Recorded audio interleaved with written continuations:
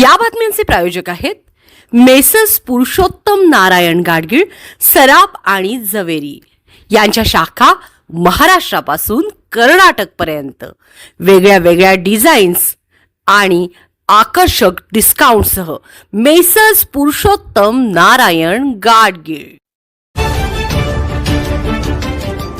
ताज्या बातम्यांसाठी पाहत रहा तिचा सागर न्यूज।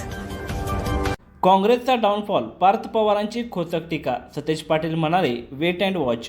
दिवंगत उपमुख्यमंत्री अजित पवार यांच्या दुःखद निधनानंतर बारामतीतील पोटनिवडणुकीसाठी काँग्रेसने उमेदवारी जाहीर केली आहे। काँग्रेसकडून उमेदवार जाहीर झाल्यानंतर खासदार पार्थ पवार यांनी काँग्रेस पक्षावर टीका केली होती। यावर प्रतिक्रिया देण्यासाठी आज पुण्यातील काँग्रेस भवन शिवाजीनगर येथे पत्रकार परिषद आयोजित करण्यात आली।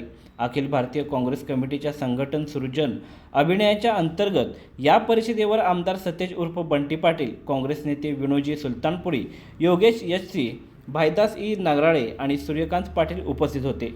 पार्थ पवारांच्या टीकेवर सतेज बंटी पाटील म्हणाले, खासदार सुप्रिया सुळे आणि ज्येष्ठ नेते शरद पवार यांनी आधीच याबाबत उत्तर दिले आहे। काँग्रेसमुळे तुम्ही इथपर्यंत पोहोचले आहात। काँग्रेस किती मोठा पक्ष आहे आणि त्याची परंपरा काय आहे हे सर्वांना माहीत आहे। अजून बऱ्याच गोष्टी घडायच्या आहेत, थोडं वेट अँड वॉच असं सूचक वक्तव्य सतेज पाटील यांनी केलं।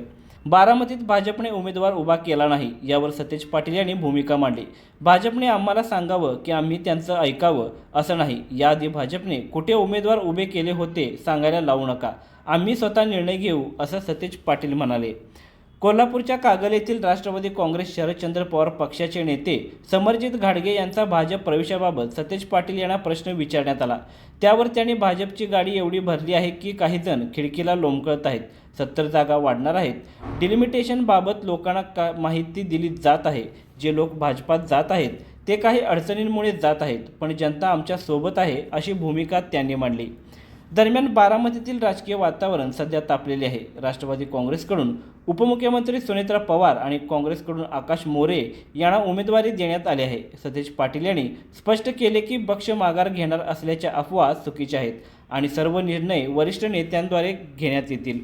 पत्रकारांच्या एका प्रश्नावर विनोजी सुलतानपुरी म्हणाले की संघटन सृजन अभियानाद्वारे प्रत्येक कार्यकर्त्याची मते जाणून घेऊन ही माहिती हायकमांडकडे पाठवली जाईल। मोहीम संपूर्ण विधानसभा मतदारसंघात पार पडेल आणि त्यानंतर पक्षाची फेररचना केली जाईल।